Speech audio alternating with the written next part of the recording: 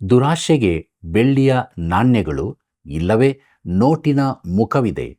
ಇಸ್ರಾಯೇಲ್ಯರನ್ನು ಇದು ಅಧೋಗತಿಗೆ ತಂದಿದೆ. ನಮ್ಮನ್ನು ಎಲ್ಲಿಗೆ ತಂದಿದೆ ಪರೀಕ್ಷಿಸಿಕೊಳ್ಳೋಣವೇ?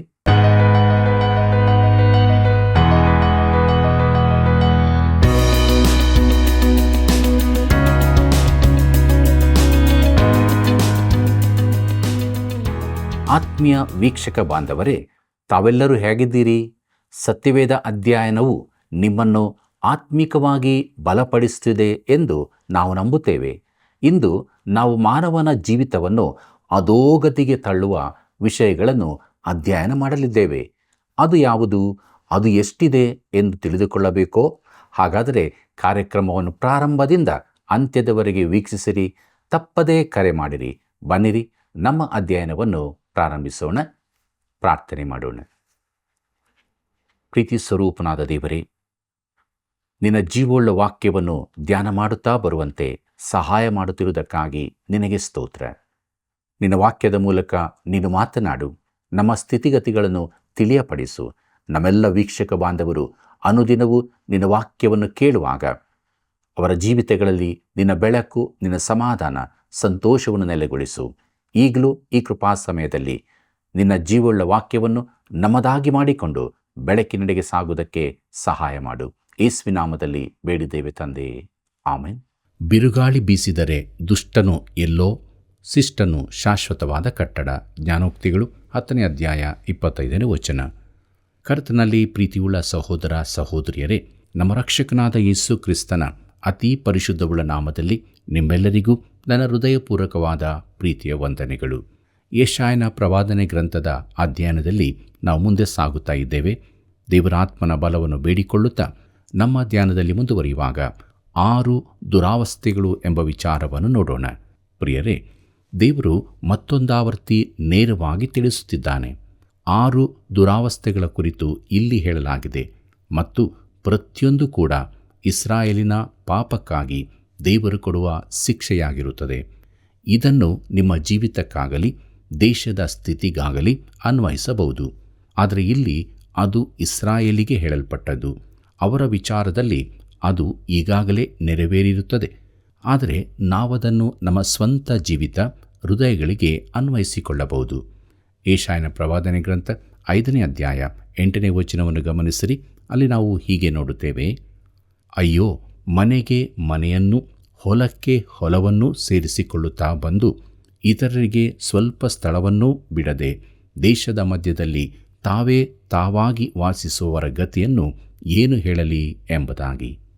ಕರ್ತನಲ್ಲಿ ಪ್ರಿಯರೇ, ಇದು ಇಸ್ರಾಯೇಲ್ಯರ ಮೊದಲ ಪಾಪವಾಗಿದೆ. ಅದೇನು? ಅದು ಕಣ್ಣಿನ ಆಶೆ. ಇನ್ನೂ ಸ್ಪಷ್ಟವಾಗಿ ಹೇಳಬೇಕೆಂದರೆ ಅದು ದುರಾಶೆಯಾಗಿದೆ. ಕೊಲೊಸ್ಸೆಯವರಿಗೆ ಬರೆದ ಪತ್ರಿಕೆ 3ನೇ ಅಧ್ಯಾಯ 5ನೇ ವಚನದಲ್ಲಿ ಹೀಗೆ ಹೇಳುತ್ತದೆ: ಆದದರಿಂದ ನಿಮ್ಮಲ್ಲಿರುವ ಭೂಸಂಬಂಧವಾದ ಭಾವಗಳನ್ನು ಸಾಯಿಸಿರಿ. ಜಾರತ್ವ, ಬಂಡುತನ, ಕಾಮಾಭಿಲಾಷೆ, ದುರಾಶೆ, ವಿಗ್ರಹಾರಾಧನೆಗೆ ಸಮವಾಗಿರುವ ಲೋಭ, ಇವುಗಳನ್ನು ವಿಸರ್ಜಿಸಿಬಿಡಿರಿ ಎಂಬುದಾಗಿ. ಪ್ರಿಯರೇ, ಲೋಭವು ವಿಗ್ರಹಾರಾಧನೆಗೆ ಸಮವಾಗಿದೆ. ಅದು ಚಿಕ್ಕ ಮನುಷ್ಯನಲ್ಲಿ ಹುಟ್ಟಿಕೊಳ್ಳುವ ದೊಡ್ಡ ಸಂಗತಿಯಾಗಿದೆ. ಇಸ್ರಾಯೇಲ್ಯರಲ್ಲೂ ಇದೇ ಆಯಿತು. ಚಿಕ್ಕ ಮನುಷ್ಯನು ಹಿಂಡಲ್ಪಟ್ಟನು. ಅತಿಯಾದ ಸಂಪತ್ತು ಗಳಿಸಬೇಕೆಂಬ ಆಶೆಯಿಂದ ಇದಾಯಿತು. ಇದಕ್ಕೆ ಒಂದೇ ಕಾರಣವೆಂದರೆ ಇನ್ನೂ ಹೆಚ್ಚು ಆಸ್ತಿ ಸಂಪತ್ತು ಗಳಿಸಬೇಕೆನ್ನುವ ದುರಾಶೆಯಾಗಿದೆ. ದೇವರು ಇದಕ್ಕಾಗಿ ಜನರನ್ನು ದಂಡಿಸಲಿದ್ದಾನೆ. ಇಲ್ಲಿ ತಿಳಿಸಲ್ಪಟ್ಟದ್ದು ದುಃಖಕರವಾದ ಸನ್ನಿವೇಶವಾಗಿದೆ. ಅನೇಕ ಹೊಲಗಳ ಸಮೂಹದ ಚಿತ್ರಣ ಇಲ್ಲಿದೆ. ಯೆಶಾಯನ ದಿನಗಳಲ್ಲಿ ಜನರು ಕೃಷಿಕರಾಗಿದ್ದರು.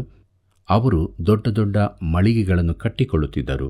ಅದು ಸಾಮಾನ್ಯ ಜನರ ಉಪಯೋಗಕ್ಕಾಗಿ ಇರುತ್ತಿರಲಿಲ್ಲ. ಅದು ಸಂಪತ್ತಿನ ಕೂಡಿಕೆಗಾಗಿ ಇರುತ್ತಿತ್ತು.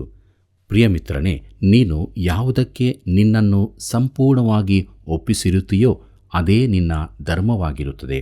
ಈ ದಿನಗಳಲ್ಲಿ ಅನೇಕರು ದುರ್ಮೋಹವೆಂಬ ವೇದಿಕೆಯಲ್ಲಿ ಪೂಜೆ ಮಾಡುತ್ತಿರುತ್ತಾರೆ. ಪ್ರಿಯರೇ, ದುರಾಶೆಯು ಕೀಳುಮಟ್ಟದ ದೆವ್ವವಾಗಿದೆ. ಅದಕ್ಕೆ ಬೆಳ್ಳಿಯ ನಾಣ್ಯದ ಇಲ್ಲವೇ ನೋಟಿನ ಮುಖವಿರುತ್ತದೆ. ಇಸ್ರಾಯೇಲ್ಯರನ್ನು ಅಧೋಗತಿಗೆ ತಂದದ್ದು ಇದಾಗಿದೆ. ಇದಕ್ಕಾಗಿ ದೇವರು ಅವರನ್ನು ದಂಡಿಸಿದನು.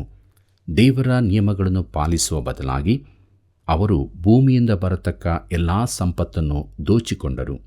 ಈ ದಿನಗಳಲ್ಲಿ ನಾವು ಕೂಡ ಹಾಗೆಯೇ ಮಾಡುತ್ತಿದ್ದೇವೆ. ಸ್ವಾಭಾವಿಕ ಶಕ್ತಿ ಮೂಲಗಳು ನಿಜವಾಗಿ ಕ್ಷೀಣಿಸುತ್ತಾ ಇರುವ ಜಗತ್ತಿನಲ್ಲಿ ನಾವು ವಾಸಿಸುತ್ತಿದ್ದೇವೆ. ನಾವು ತೈಲಕ್ಕಾಗಿ ತುಂಬ ಹುಡುಕಾಡುತ್ತಿದ್ದೇವೆ. ಇತರ ಶಕ್ತಿಯ ಮೂಲಗಳನ್ನು ಹುಡುಕುತ್ತಿದ್ದೇವೆ.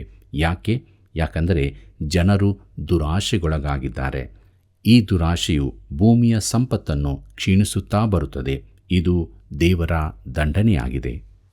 ಯೆಶಾಯನ ಪ್ರವಾದನೆ ಗ್ರಂಥ 5ನೇ ಅಧ್ಯಾಯ 9 ಮತ್ತು 10ನೇ ವಚನವನ್ನು ಗಮನಿಸಿರಿ. ಅಲ್ಲಿ ನಾವು ಹೀಗೆ ನೋಡುತ್ತೇವೆ, ನನ್ನ ಕಿವಿಯಲ್ಲಿ ಸೇನಾಧೀಶ್ವರನಾದ ಯೆಹೋವನ ಒಂದು ಮಾತು ಬಿದ್ದಿತು.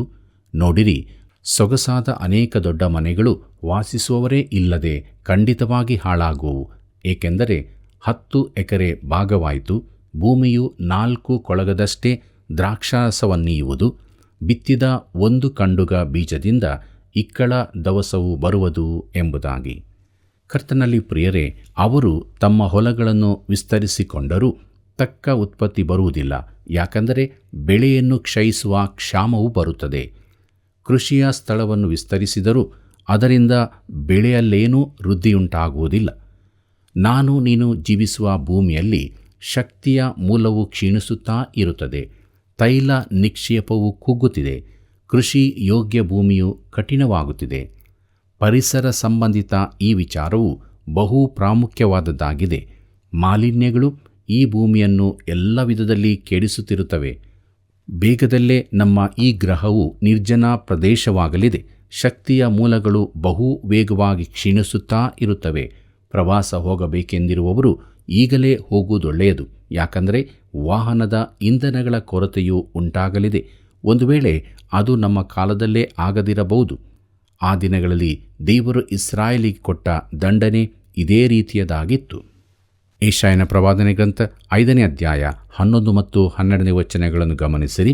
ಅಲ್ಲಿ ನಾವು ಹೀಗೆ ನೋಡುತ್ತೇವೆ, ಅಯ್ಯೋ, ಮದ್ಯದ ಗೀಳಿನಿಂದಲೇ ಮುಂಜಾನೆ ಎದ್ದು ಸಂಜೆಯಾದ ಮೇಲೆಯೂ ದ್ರಾಕ್ಷಾರಸದಿಂದ ಅಮಲೇರಿದವರಾಗಿ ಕಾಲ ಕಳೆಯುವವರ ಪಾಡು ಏನು ಹೇಳಲಿ? ಕಿನ್ನರಿ, ವೀಣೆ, ದಮ್ಮಡಿ, ಕೊಳಲು, ದ್ರಾಕ್ಷಾರಸ ಇವುಗಳೇ ಅವರ ಔತಣಗಳ ಸೊಬಗು. ಯೆಹೋವನ ಕೆಲಸವನ್ನೋ ಅವರು ಲಕ್ಷಿಸರು, ಆತನ ಹಸ್ತಕಾರ್ಯವನ್ನು ಆಲೋಚಿಸರು ಎಂಬುದಾಗಿ. ಕರ್ತನಲ್ಲಿ ಪ್ರಿಯರೇ, ಇದು 2ನೆಯ ದುರಾವಸ್ಥೆ. ರಾಷ್ಟ್ರಮಟ್ಟದಲ್ಲಿನ ಕುಡಿಕತನ ಹಾಗೂ ಸುಖದ ಆಶೆ ಇವು ಇಲ್ಲಿ ತಿಳಿಸಲ್ಪಟ್ಟಿವೆ. ಇದರಿಂದ ಆತ್ಮಿಕ ಜ್ಞಾನವು ಸಂಪೂರ್ಣವಾಗಿ ಸತ್ತು ಹೋಗುತ್ತದೆ. ಪ್ರಿಯರೇ, ಹಿಂದಿನ ದಿನಗಳಂತೆ ವಾರ್ತಾ ಮಾಧ್ಯಮಗಳು ದೇಶದಲ್ಲಿನ ಅಮಲುಕೋರರ ಸಂಖ್ಯೆಯನ್ನು ಈಗ ತಿಳಿಸುತ್ತಾ ಇಲ್ಲ. ನಾನು ನೋಡಿದ ಕೊನೆಯ ವರದಿ ಅನೇಕ ವರ್ಷಗಳ ಹಿಂದಿನದು. ಅದರ ಪ್ರಕಾರ ವಿದೇಶಿ ದೇಶವೊಂದರಲ್ಲಿ ಸುಮಾರು 10 ಲಕ್ಷ ಮಂದಿ ಮದ್ಯಪಾನಿಗಳಿದ್ದರು ಮತ್ತು ಮದ್ಯ ಕಂಪನಿಗಳು ಕಟ್ಟುವ ತೆರಿಗೆಯು ಹೇಗೆ ಉಪಯೋಗವಾಗುತ್ತದೆಂಬುದನ್ನು ಪ್ರಕಟಿಸುತ್ತಿದ್ದರು. ಮದ್ಯ ವ್ಯಸನಿಗಳ ಶುಶ್ರೂಷೆಗಾಗಿಯೂ ಕುಡಿದು ವಾಹನ ಚಲಾಯಿಸುವುದರಿಂದಾದ ಅಪಘಾತಗಳ ನಿಯಂತ್ರಣಕ್ಕಾಗಿ ನೇಮಿಸಿದ ಪೊಲೀಸರ ನೇಮಕಾತಿಯ ಬಗ್ಗೆಯೂ ಖರ್ಚಾಗುತ್ತಿತ್ತು. ಇಂಥ ಅನಾವಶ್ಯ ಅಪಘಾತಗಳಲ್ಲಿ ಸತ್ತವರ ಬಗ್ಗೆ ಯಾರೂ ಚಿಂತಿಸುವುದಿಲ್ಲ. ಪ್ರಿಯರೇ, ಕುಡಿತದ ಪಾರ್ಟಿಗಳಿಂದ ಹೊರಬಂದವರಿಂದಾದ ನಷ್ಟಗಳ ಕುರಿತು ಸರಕಾರದ ಮಟ್ಟದಲ್ಲಿ ಏನು ತೀರ್ಮಾನಗಳಾಗಿವೆ? ಈ ಎಲ್ಲ ವಿಚಾರಗಳು ದೇಶದ ನೈತಿಕ ಮಟ್ಟವನ್ನು ಕೆಳಕ್ಕೆ ತರುವಂಥವುಗಳಾಗಿವೆ. ಅವು ರಾಷ್ಟ್ರವನ್ನು ನಾಶಗೊಳಿಸಿ ಅದರ ಸಂಪನ್ಮೂಲವನ್ನು ಕ್ಯಾನ್ಸರ್ನಂತೆ ವ್ಯಾಪಿಸುತ್ತವೆ. ಇಂತಹ ರಾಷ್ಟ್ರಗಳು ಬಾಹ್ಯ ವೈರಿಗಳಿಗೆ ಸುಲಭ ತುತ್ತುಗಳಾಗಿ ಬಿಡುತ್ತಾರೆ. ಯೆಶಾಯನ ಪ್ರವಾದನೆ ಗ್ರಂಥ 5ನೇ ಅಧ್ಯಾಯ 13ನೇ ವಚನವನ್ನು ಗಮನಿಸಿರಿ. ಅಲ್ಲಿ ಹೀಗೆ ಬರೆದದೆ, ಆದ ಕಾರಣ ನನ್ನ ಜನರು ಜ್ಞಾನಹೀನರಾಗಿ ಸೆರೆಗೆ ಹೋಗುವುದು ಖಂಡಿತ. ಘನವಂತರು ಹಸಿಯುವರು, ಸಾಮಾನ್ಯರು ಬಾಯಾರುವರು ಎಂಬುದಾಗಿ. ಪ್ರೀತಿಯುಳ್ಳ ದೇವಜನರೇ, ಈ ದೇಶದಲ್ಲಿ ಹೆಚ್ಚಿನವರು ಅಮಲು ಸೇವಿಸುವುದು ಗೌರವದ ಸಂಕೇತವೆಂದು, ಅದು ಸಾಮಾನ್ಯ ವಿಷಯವೆಂದು ಭಾವಿಸುತ್ತಾರೆ. ನ್ಯೂಯಾರ್ಕಿನಲ್ಲಿನ ಅಮಲುಕೋರರ ಚಿಕಿತ್ಸೆಗಾಗಿ ಇರುವ ಸಂಸ್ಥೆಯೊಂದರ ಮುಖ್ಯಸ್ಥನೊಡನೆ ನಡೆದ ಒಂದು ಸಂದರ್ಶನವನ್ನು ನಾನು ಆಸಕ್ತಿಯಿಂದ ಓದಿದೆ. ಅವನಲ್ಲಿ ಕೇಳಿದ ಒಂದು ಪ್ರಶ್ನೆ, ಮಕ್ಕಳು ಅಮಲು ದ್ರವ್ಯದ ಕಡೆಗೆ ಸೆಳೆಯಲ್ಪಡದಂತೆ ಹೆತ್ತವರು ಏನನ್ನಾದರೂ ಮಾಡಲು ಸಾಧ್ಯವೇ ಎಂದಾಗಿತ್ತು. ಅವನ ಉತ್ತರದಿಂದ ಅವನೊಬ್ಬ ಕ್ರೈಸ್ತನಲ್ಲವೆಂದು ತಿಳಿದು ಬರುತ್ತಿತ್ತು. ಅವನು ಹೇಳಿದ್ದು, ಮನೆಯಲ್ಲಿ ಸಮಸ್ಯೆಗಳ ಪರಿಹಾರಕ್ಕಾಗಿ ಅಮಲು ದ್ರವ್ಯ, ಮಾತ್ರೆ ಇತ್ಯಾದಿಗಳನ್ನು ಒಂದು ಸಾಧನವಾಗಿ ಉಪಯೋಗಿಸದಿರುವುದೇ ಆಗಿದೆ. ಅಪರೂಪಕ್ಕೊಮ್ಮೆ ಸಾಮಾಜಿಕ ಸಂದರ್ಭಗಳಲ್ಲಿ ಸ್ವಲ್ಪ ಅಮಲು ಸೇವನೆಯು ನಿಷೇಧವಲ್ಲ ಎಂಬ ರೀತಿಯಲ್ಲಿ ಮಾತಾಡಿದನು. ಕಣ್ಣಲ್ಲಿ ನೋಡಿದ್ದನ್ನೇ ಕ್ರಿಯೆಯಲ್ಲಿ ತೊಡಗುತ್ತೇವೆ ಎಂಬ ಸೂತ್ರ ಇಲ್ಲಿ ಅನ್ವಯವಾಗುತ್ತದೆಂದು ಹೇಳಿದನು. ಈ ರೀತಿ ಅಮಲು ದ್ರವ್ಯದ ವಾತಾವರಣದಲ್ಲಿ ಬೆಳೆದವರು ಮುಂದೆ ಸಮಸ್ಯೆಗಳು ಎದುರಾದಾಗ ತಾವು ಕೂಡ ಇಂತಹ ಅಮಲು ದ್ರವ್ಯಗಳಿಗೆ ಬಲಿ ಬೀಳುತ್ತಾರೆ. ತಂದೆ ತಾಯಿಗಳೇ, ನೀವು ಈ ರೀತಿ ಚಿಕ್ಕ ಚಿಕ್ಕ ಕೂಟಗಳಲ್ಲಿ ಅಮಲು ಸೇವಿಸಿದರೆ ನಿಮ್ಮ ಮಗನಾಗಲಿ ಮಗಳಾಗಲಿ ಅಮಲಿನ ದಾಸರಾದರೆ ಆಶ್ಚರ್ಯಪಡಬೇಡಿರಿ. ಅವರು ಇದೇ ದಿಕ್ಕಿನಲ್ಲಿ ಸಾಗಬಹುದು. ನೀವು ಯಾಕೆ ಅಮಲು ತೆಗೆದುಕೊಳ್ಳುತ್ತೀರಿ? ಮನೆಗಳಲ್ಲಿ ಸಮಸ್ಯೆಗಳನ್ನೆದುರಿಸಲು ಹೆತ್ತವರು ಅಮಲಿನ ದಾಸರಾದದ್ದರಿಂದ ಮಕ್ಕಳಲ್ಲೂ ಈ ಅಭ್ಯಾಸ ಬೆಳೆಯಿತು. ಇದರಿಂದಾಗಿ ಮನೆಯೂ ರಾಷ್ಟ್ರವೂ ನಾಶವಾಗುತ್ತದೆ. ಇಸ್ರಾಯೇಲ್ಯರ ಅಧಪತನಕ್ಕೆ ಕಾರಣವಾದ ಸಂಗತಿಗಳಲ್ಲಿ ಕುಡಿಕತನವು ಒಂದಾಗಿದೆ. ನಮ್ಮ ರಾಷ್ಟ್ರದ ಸ್ಥಿತಿಯೇನು? ಯೆಶಾಯನ ಪ್ರವಾದನೆ ಗ್ರಂಥ 5ನೇ ಅಧ್ಯಾಯ 14ನೇ ವಚನವನ್ನು ಗಮನಿಸಿರಿ. ಅಲ್ಲಿ ನಾವು ಹೀಗೆ ನೋಡುತ್ತೇವೆ, ಮತ್ತು ಪಾತಾಳವು ಹೆಚ್ಚು ಆತುರದಿಂದ ಅಪಾರವಾಗಿ ಬಾಯಿ ತೆರೆಯಲು ಅವರ ಮಹಿಮೆ, ಕೋಲಾಹಲ, ಗದ್ದಲ, ಉಲ್ಲಾಸ ಇವೆಲ್ಲ ಅದರೊಳಗೆ ಬಿದ್ದು ಹೋಗುವವು ಎಂಬುದಾಗಿ. ಪ್ರೀತಿಯುಳ್ಳ ದೇವಜನರೇ, ಇಲ್ಲಿ ಪಾತಾಳವೆಂಬ ಪದದ ನಿಜ ಅರ್ಥ ಸಮಾಧಿ ಎಂದಾಗುತ್ತದೆ. ಆದರೆ ಇದು ಈಗ ನೆನೆಸುವಂತೆ ಬೆಂಕಿಯ ಕೆರೆಯ ಕುರಿತು ಹೇಳಿರುವುದಲ್ಲ. ಇದರ ಇಬ್ರಿಯ ಪದ ಶಿಯೋಲ್ ಎಂಬುದಾಗಿದೆ. ಅದರ ಅರ್ಥ ಸಮಾಧಿ ಕಾಯುತ್ತಿದೆ ಎಂದು.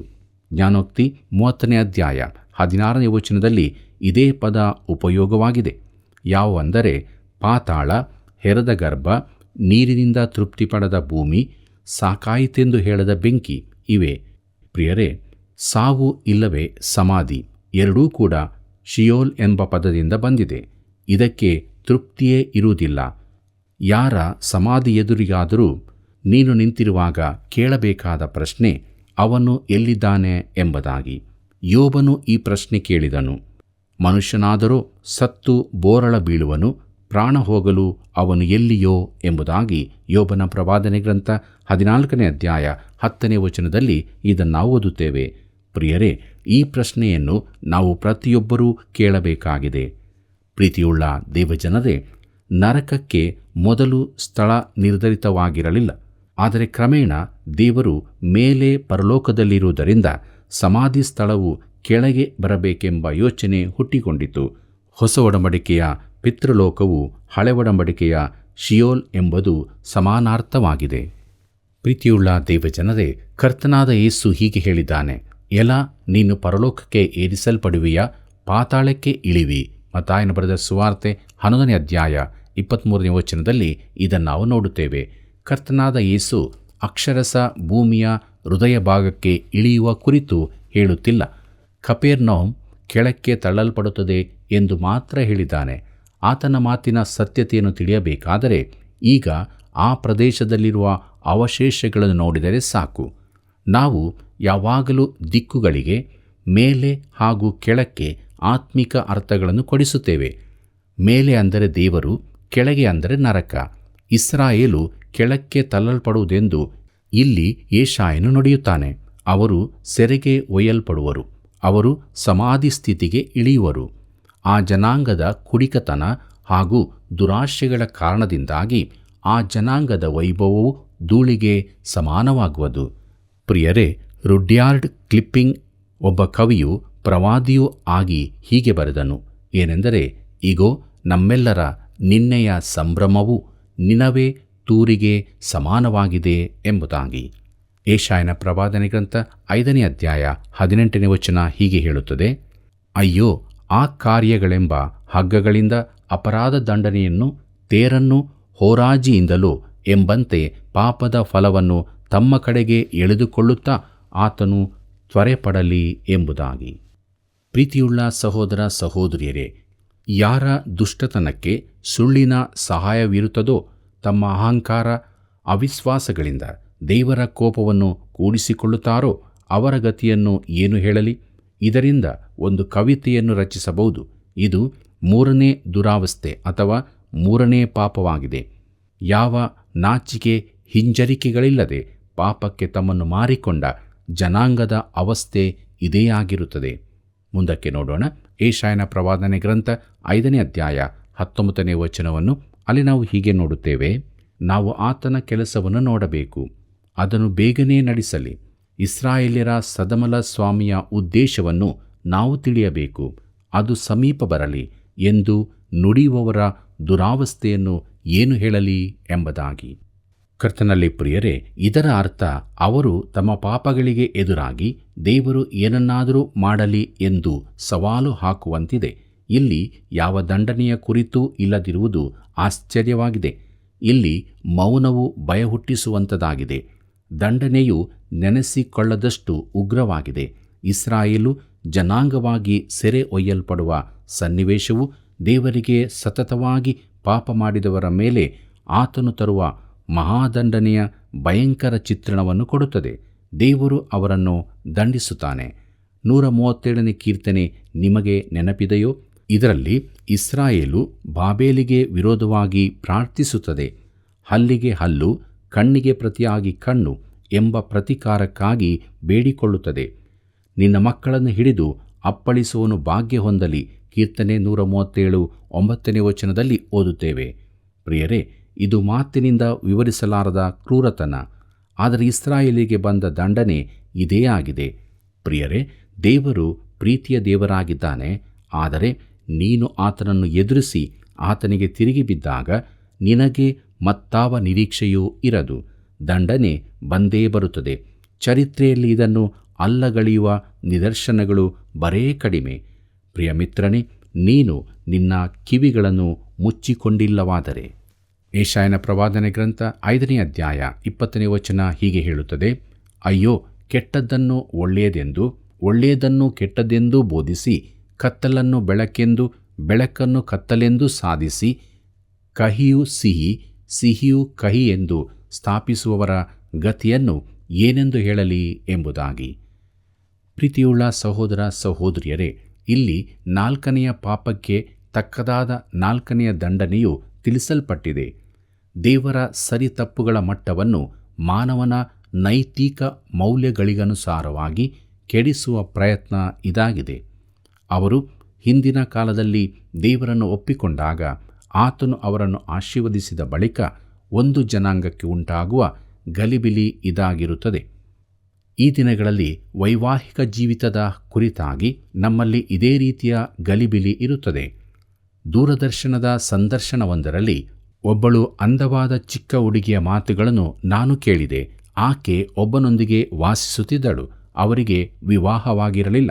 ಆಕೆ ಅದಕ್ಕೆ ಕೊಟ್ಟ ಕಾರಣ ತಾನು ಪ್ರಾಮಾಣಿಕವಾಗಿ ಇರಬೇಕೆಂದು, ಕಪಟತನ ಇರಕೂಡದೆಂದು ಹೇಳಿದಳು. ಆದರೆ ಆಕೆ ಕಪಟಿಯಾಗಿರುವುದು ಮಾತ್ರವಲ್ಲದೆ ಅಪ್ರಾಮಾಣಿಕಳೂ ಆಗಿದ್ದು, ತಾನು ಮಾಡುವುದು ತಪ್ಪೆಂದು ಆಕೆಗೆ ತಿಳಿದಿತ್ತು. ಆಕೆ ವಿವಾಹವಾಗಬೇಕಿತ್ತು ಎಂದು ನಾನು ಹೇಳುತ್ತೇನೆ. ಆಕೆಯು ವ್ಯಭಿಚಾರ ಮಾಡುತ್ತಿದ್ದಾಳೆಂದು ದೇವರು ಹೇಳುತ್ತಾನೆ. ಆಕೆಯು ವ್ಯಭಿಚಾರಿ ಎಂದು ದೇವರು ಕರೆಯುತ್ತಾನೆ. ಇದರ ಕುರಿತು ನಿನ್ನ ಅಭಿಪ್ರಾಯ ಏನೇ ಇರಬಹುದು, ಆದರೆ ದೇವರ ಅಭಿಪ್ರಾಯ ಇದಾಗಿದೆ. ಯೆಶಾಯನ ಪ್ರವಾದನೆ ಗ್ರಂಥ 5ನೇ ಅಧ್ಯಾಯ 21ನೇ ವಚನ ಹೀಗೆ ಹೇಳುತ್ತದೆ, ಅಯ್ಯೋ, ತಮ್ಮಲ್ಲಿ ತಾವೇ ಜ್ಞಾನಿಗಳೆಂದೂ ಸ್ವಂತ ಗಣನೆಯಲ್ಲಿ ವಿವೇಕಿಗಳೆಂದೂ ಭಾವಿಸಿಕೊಳ್ಳುವವರ ಪಾಡು ಏನು ಹೇಳಲಿ ಎಂಬುದಾಗಿ. ಕರ್ತನಲ್ಲಿ ಪ್ರಿಯರೇ, ಇದು 5ನೆಯ ದುರಾವಸ್ಥೆ. ಇಲ್ಲಿನ ಪಾಪ ಹೆಮ್ಮೆಯಾಗಿದೆ. ದೇವರು ಎಲ್ಲಕ್ಕಿಂತ ಹೆಚ್ಚಾಗಿ ಹೆಮ್ಮೆಯನ್ನು ಹಗೆ ಮಾಡುತ್ತಾನೆ. ಜ್ಞಾನೋಕ್ತಿ 6:16 ಮತ್ತು 17ರಲ್ಲಿ ಹೀಗಿದೆ, ಯೆಹೋವನು ಹಗೆ ಮಾಡುವ ವಸ್ತುಗಳು 6 ಇವೆ. ಹೌದು, 7 ಆತನಿಗೆ ಅಸಹ್ಯಗಳಾಗಿ ತೋರುತ್ತವೆ. ಯಾವವೆಂದರೆ ಹೆಮ್ಮೆಯ ಕಣ್ಣು, ಸುಳ್ಳಿನ ನಾಲಿಗೆ, ನಿರ್ದೋಷ ರಕ್ತವನ್ನು ಸುರಿಸುವ ಕೈ, ದುರಾಲೋಚನೆಗಳನ್ನು ಕಲ್ಪಿಸುವ ಹೃದಯ, ಕೇಡು ಮಾಡಲು ತ್ವರೆಪಡುವ ಕಾಲು, ಅಸಹ್ಯಪಡುವ ಸುಳ್ಳು ಸಾಕ್ಷಿ, ಒಡ ಹುಟ್ಟಿದವರಲ್ಲಿ ಜಗಳಗಳನ್ನು ಬಿತ್ತುವವನು ಈ ಏಳೆ ಎಂಬುದಾಗಿ. ತಿಮೋಥಿಯನಿಗೆ ಬರೆದ 1ನೇ ಪತ್ರಿಕೆ 3ನೇ ಅಧ್ಯಾಯ 6ನೇ ವಚನದ ಪ್ರಕಾರ ಹೆಮ್ಮೆಯು ಸೈತಾನನ ಪಾಪವಾಗಿದೆ. ಅಂಥವನಾದರೆ ಉಬ್ಬಿಕೊಂಡು ಸೈತಾನನಿಗೆ ಪ್ರಾಪ್ತವಾದ ಶಿಕ್ಷಾವಿಧಿಗೆ ಒಳಗಾದಾನು. ದೇವರು ಹಗೆ ಪಡುವುಗಳ ಪಟ್ಟಿಯಲ್ಲಿ ಹೆಮ್ಮೆಯು ಮೊದಲಿನದಾಗಿದೆ. ಯೆಶಾಯನ ಪ್ರವಾದನೆ ಗ್ರಂಥ 5ನೇ ಅಧ್ಯಾಯ 22 ಮತ್ತು 23ನೇ ವಚನಗಳನ್ನು ಗಮನಿಸಿರಿ. ಅಲ್ಲಿ ನಾವು ಹೀಗೆ ನೋಡುತ್ತೇವೆ: ಅಯ್ಯೋ, ಸುರಾಪಾನದಲ್ಲಿ ಶೂರರು, ಮದ್ಯ ಮಿಶ್ರಣದಲ್ಲಿ ಸಾಹಸಿಗಳೂ ಆಗಿ ಲಂಚಕ್ಕೋಸ್ಕರ ದೋಷಿಗಳನ್ನು ನಿರ್ದೋಷಿಗಳೆಂದು ತೀರ್ಪು ಮಾಡಿ ನ್ಯಾಯವಂತರ ನ್ಯಾಯವನ್ನು ಹಾಳು ಮಾಡುವವರ ಗತಿಯನ್ನು ಏನೆಂದು ಹೇಳಲಿ ಎಂಬುದಾಗಿ. ಪ್ರೀತಿಯುಳ್ಳ ದೇವಜನರೇ, ಇದು 6ನೆಯ ಹಾಗೂ ಕೊನೆಯ ದುರಾವಸ್ಥೆ. ಇಲ್ಲಿ ಜನರು ಕುಡಿತದ ಅಮಲಿನಿಂದ ಎಷ್ಟು ತುಂಬಿ ಹೋಗಿದ್ದಾರೆಂದು ಅವರಿಗೆ ನ್ಯಾಯದ ಅರಿವೇ ಇಲ್ಲವಾಗಿದೆ. ಅನ್ಯಾಯ ಮೋಸಗಳು ತುಂಬಿ ಹೋಗಿವೆ. ನೀತಿವಂತನ ಮೇಲೆ ಸುಳ್ಳಾಗಿ ದೂರು ಹೊರಿಸುತ್ತಾರೆ. ಮೌಲ್ಯಗಳನ್ನು ಕಳಕೊಂಡು ಅಧೋಗತಿಗಿಳಿದ ಯಾವ ಜನಾಂಗವಾದರೂ ಹೆಚ್ಚು ಕಾಲ ಬಾಳಲಾರದು. ಕರ್ತನಲ್ಲಿ ಪ್ರಿಯರೇ, ಈ ದಿನಗಳಲ್ಲಿ ಜನರು ಸರಿಯಾದದನ್ನು ತಪ್ಪೆಂದು, ತಪ್ಪಾದದನ್ನು ಸರಿಯೆಂದೂ ಹೇಳುತ್ತಿದ್ದಾರೆ. ನನ್ನ ಯೌವನದ ಪ್ರಾಯದಲ್ಲಿ ನಾನು ಒಂದು ಮನೋರಂಜನಾ ಗುಂಪಿನಲ್ಲಿದ್ದೆ. ಅದಕ್ಕಾಗಿ ಒಂದು ನಾಟಕದ ಮಾತುಗಳನ್ನು ನಾನು ಬಾಯಿಪಾಠ ಮಾಡಬೇಕಾಗಿತ್ತು. ಘಟನೆ ನಡೆದಂದಿನಿಂದಲೂ ತಪ್ಪು ತಪ್ಪೇ ಆಗಿರುತ್ತದೆ ಮತ್ತು ರಾತ್ರಿ ಹಗಲು ದುಡಿಯುವ ದೇವದೂತರೂ ಕೂಡ ಅದನ್ನು ಒಂದು ಕೂದಲೆಳೆಯಷ್ಟು ಬದಲಾಯಿಸಲಾರರು. ಪ್ರಿಯ ಸ್ನೇಹಿತನೇ, ತಪ್ಪು ತಪ್ಪೇ ಆಗಿದೆ. ಕರ್ತನಲ್ಲಿ ಪ್ರೀತಿಯುಳ್ಳ ಸಹೋದರ ಸಹೋದರಿಯರೇ, ನಮ್ಮ ಜೀವಿತಗಳು ಹೇಗಿದೆ? ನಾವು ಒಳ್ಳೆಯದನ್ನು ಕೆಟ್ಟದ್ದೆಂದು ಹೇಳುತ್ತೇವೆಯೋ, ಸರಿಯಾದದನ್ನು ತಪ್ಪೆಂದು ಹೇಳುತ್ತೇವೆಯೋ? ಹಾಗೆ ಮಾಡುವುದಾದರೆ ದೇವರ ದೃಷ್ಟಿಯಲ್ಲಿ ನಾವು ಆತನಿಗೆ ವಿರೋಧಿಗಳಾಗಿ ಕಂಡುಬರುತ್ತೇವೆ. ಆದುದರಿಂದ ನಮ್ಮ ಜೀವಿತವನ್ನು ಪರೀಕ್ಷಿಸಿಕೊಂಡವರಾಗಿ, ದೇವರಿಗೆ ಭಯಭಕ್ತಿಯುಳ್ಳವರಾಗಿ, ಆತನ ಆಜ್ಞೆಗಳಲ್ಲಿ ಅತ್ಯಾನಂದ ಪಡುತ್ತಾ ದೈವ ಭಯಭಕ್ತಿಯ ಜೀವಿತವನ್ನೇ ಜೀವಿಸೋಣ. ಹೀಗಾಗುವಂತೆ ದೇವರು ತಾನೇ ಸಹಾಯ ಮಾಡಿ ನಡೆಸಲಿ. ಕರ್ತನ ಕೃಪೆಯು ಸದಾ ನಿಮ್ಮ ಸಂಗಡ ಇರಲಿ. ಪ್ರಿಯರೇ, 6 ದುರಾವಸ್ಥೆಗಳ ಬಗ್ಗೆ ನಾವು ಧ್ಯಾನ ಮಾಡಿದ್ದೇವೆ. ಇವುಗಳಿಂದ ಇಸ್ರಾಯೇಲ್ ಜನಾಂಗವು ದುರಾವಸ್ಥೆಗೆ ತಲುಪಿತು.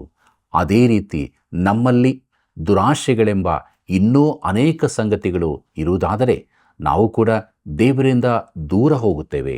ಆದ್ದರಿಂದ ಎಚ್ಚರವಾಗಿದ್ದು ಪರಿಶುದ್ಧತೆಯನ್ನು ಕಾಪಾಡಿಕೊಂಡು ನಿರೀಕ್ಷೆಯ ಜೀವಿತದಲ್ಲಿ ಜೀವಿಸೋಣ. ಪ್ರಿಯ ವೀಕ್ಷಕರೇ, ಈ ಕಾರ್ಯಕ್ರಮದ ಬಗ್ಗೆ ನಿಮ್ಮ ಅಭಿಪ್ರಾಯ, ದೇವರ ವಾಕ್ಯಗಳ ಅಧ್ಯಯನದಲ್ಲಿ ನೀವು ಹೊಂದಿದ ಆಶೀರ್ವಾದಗಳನ್ನು ನಮಗೆ ತಿಳಿಯಪಡಿಸಿರಿ. ಸೇವೆಯ ಅಭಿವೃದ್ಧಿಗಾಗಿ ಪ್ರಾರ್ಥಿಸಿರಿ. ಮತ್ತೆ ಭೇಟಿಯಾಗೋಣ. ವಂದನೆಗಳು.